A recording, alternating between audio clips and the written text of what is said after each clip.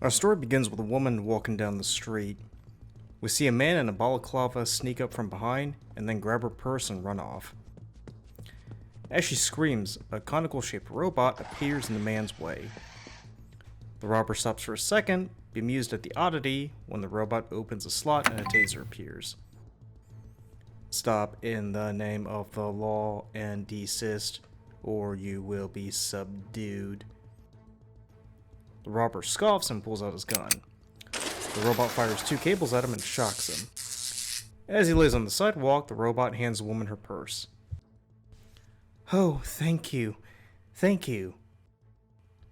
"No need to worry, citizen. You are safe now." And that's just the tip of what it can do. It cuts to a boardroom where we see a meeting of city officials and police top brass. A man turns off the screen.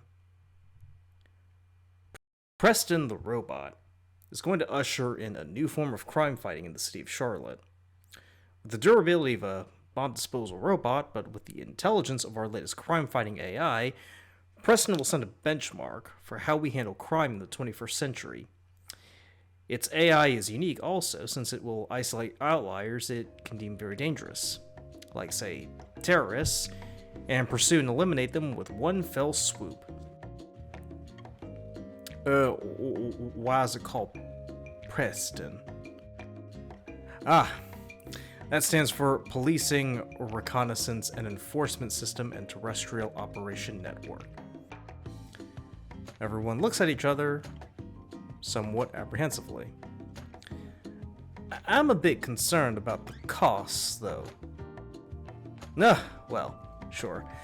Preston is quite the investment at a mere $970,000. But we are using cutting-edge technology to make our community safer. And really, can you put a price on safety?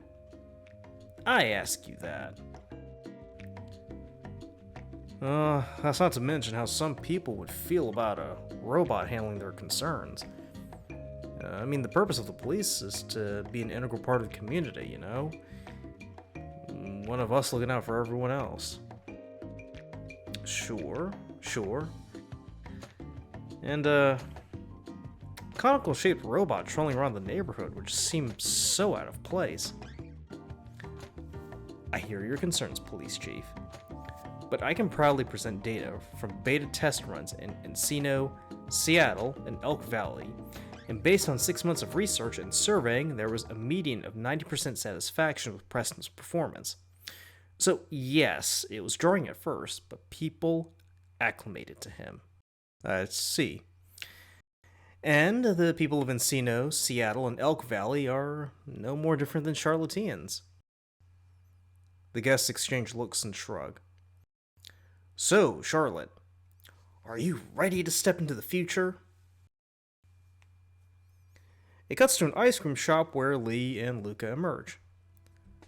I'm sorry, I just can't get over the fact that you think lobsters are the cockroaches of the sea. Well, they are. Just based on the shape and all, and they scuttle around the seafloor. Yeah, except no one has decided, cockroaches. I think I'll have a bite out of a few hundred. Why? What are you saying? You never felt the urge to snap its head and guzzle its brains? I can't say that I have. But I seriously wish that was your senior quote now. Or mine for that matter. Well, it's never too late. Another thing too. How do you explain lobsters being consumed by people every year? It's not like there's a restaurant chain out there called Brown Cockroach that's booming. True. But with the way things are, chain restaurants are becoming a relic of the past. As he says this, Preston trundles up to him. What the hell is that? He says a slot and shoves his dirty napkin into it. There's a beep and 2 cables shoot out and shock Lee. As he lays there on the sidewalk, a ticket is printed out. Luka grabs it as the robot trundles away. What the fuck? Yuck! Oh, dude, you got cited for littering. Never mind that. Look what it did to me. Yeah, dude. You totally pissed yourself. Lee slowly gets up and looks after the trundling robot. What the hell is that thing? Oh, that's Preston. Lee stares at him. The robot. Preston the robot. You were saying it like I'm supposed to know all this, dude. Don't you watch local news? No? Well, 3 weeks ago, City Council passed a resolution on allowing a test run with this law enforcement robot. The idea is that they give Preston, 3 months to handle crime, track the stats, and then see if they want to make it a permanent thing. Really? I absolutely see no problems with that. Well, it's only a test run. I get that, but given what we had to deal with recently, you think a mobile trash can with a taser can deal with all that? I agree. That little shit would be out of place against watermelons, balrogs. Giant worms? Yes, giant worms, which is turning people into frogs, and the menacing men. No, we do not mention them. We will never, ever mention them again. Got it? Okay? Anyway, I think that thing, Preston. yeah, that is not gonna last very long. Who the hell's gonna take a trash bin on wheels? Seriously. In like 5 minutes, someone will tip it over. So you check, trash bins do have wheels. Yeah, I get that. That wasn't the point. A few days later, Lee is walking to his car when he notices something. He turns around to see Preston standing there. Hey there, buddy. How's it going? The robot remains motionless. Lee looks around. Okay, not much for social talk. That's cool. As he is about to open the door to his car, there's a gunshot, and Lee ducks and looks around to see Preston holding a smoking gun. What? Was someone gonna mug me? The robot trundles closer. Suspect Suchek Lee Anthony, leader of the Bushwackers. Yeah, not too proud of that, to be quite honest. A dangerous cell with a history of wanton destruction and possible terroristic motives. Say what now? Age 27. Height 5'7" and 2 inches. Whoa. 5'8" and 3.5". Get your facts straight. Crimes include willful destruction of property on 6 different occasions, willful termination of an endangered species, manslaughter, unlawful imprisonment which led to vehicular manslaughter, Shit. littering and resisting arrest, assessing appropriate response for possible dangerous outlier, calculating, assessing threat level at 96.87926%. Say what? Recommendation, immediate termination. Lee jumps into his car and drives off as Preston fires 2 rounds.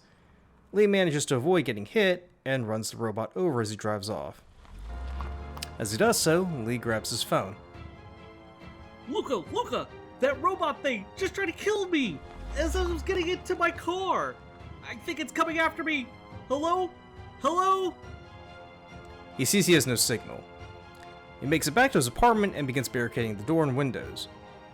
As he does so, there's another gunshot, and he looks around to see that Preston has run over the fence and is now aiming for his window. God, he just won't stop, will he? As he says, a hook shoots through the window, and then there's a crash as Preston comes through the window. Recommendation: immediate termination in 3, 2, 1. Lee screams and jumps out of the window, where he lands in the car. In the hospital, Lee is in a full body cast as Luka walks in holding a bottle. Suchak? Lee slowly comes to and looks up. Hey, glad to see ya here, I guess. Uh-huh. I brought you some vodka, to cheer you up. Thanks. Luka sits down next to him and examines his plaster-covered friend. What the hell happened here? You look like you've been put back together with pins and needles. Just about. I was minding my own business, and then your robot friend tried to kill me. So, I just jumped out the window and landed on a car, and here I am. Oh, kind of like at the end of The Exorcist. Yeah, except I was dealing with a killer police robot, not Pazuzu, and I didn't land on the pavement, but on a Hyundai Sonata. Okay. So, how about you recap to me on the part where you jumped out of a window and landed on a car and ended up in the hospital? Ugh, that little shit followed me home and actually fired a grappling hook into my apartment, swung up said hook, and was about to open fire on me when I thought quickly... Alright, I get it. What I can't understand is why he went after you in the first place. Yes. You destroyed property. Oh, you killed a man. 2 men. You're not far off, actually.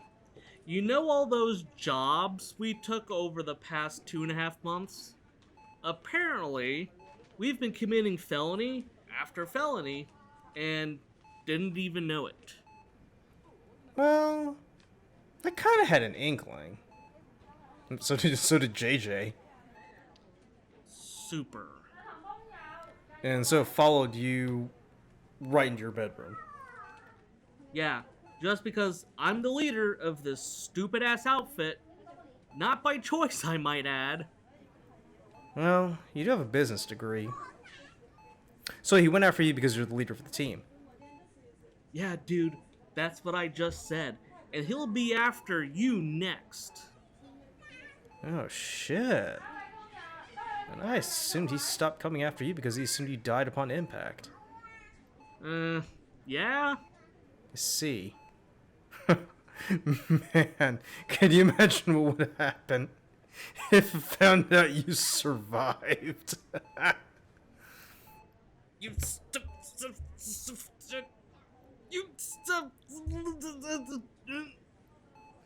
Lee tries to strangle him, but he cannot. Luka chuckles as he gets up. I'll see you later, okay? Try not to... whatever. It cuts to an abandoned factory when the door opens and 2 figures walk in. As they turn on the light, we see it's Luka and JJ. So it actually fired a grappling hook into his apartment? And swung right in. What did the police say? Oh, they said it was a mistake or something. JJ stares at him. Yeah, I don't get it either. JJ holds up the bag. So, I have to ask, dude. What now, JJ? Did we have to burn down that little boutique shop? Well, we had to get that thing's attention.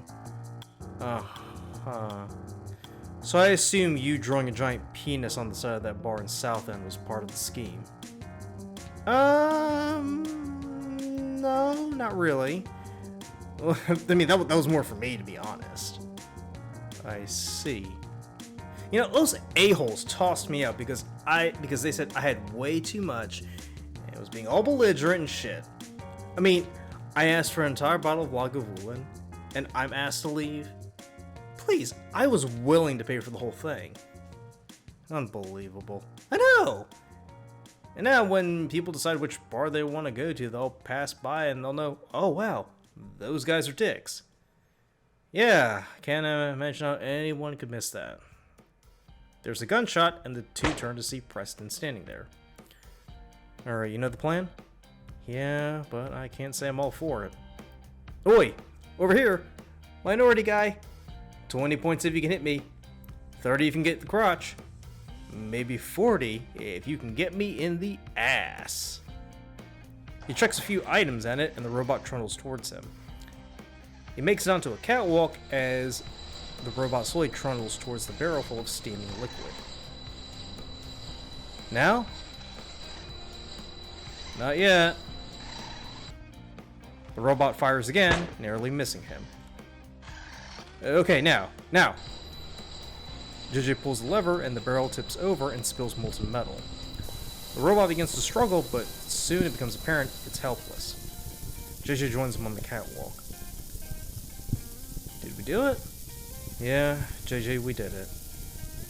Looks like we won't have any more problems from that thing. JJ looks around. Hey, so how do we get down? There's like a lake of molten steel literally bubbling beneath us. It cuts to a surveillance room where an old man in a suit watches the last footage. A subordinate walks over. So, Preston has... I'm aware, Mr. Fairfax. Oh, so what do we do? Those three may present a problem for us. Especially if we're going to launch our robotic law enforcement unit on schedule. Gather as much intel as you can on these three, Fairfax. We have much work to do. As he walks away, we see a jackal-headed logo on the wall.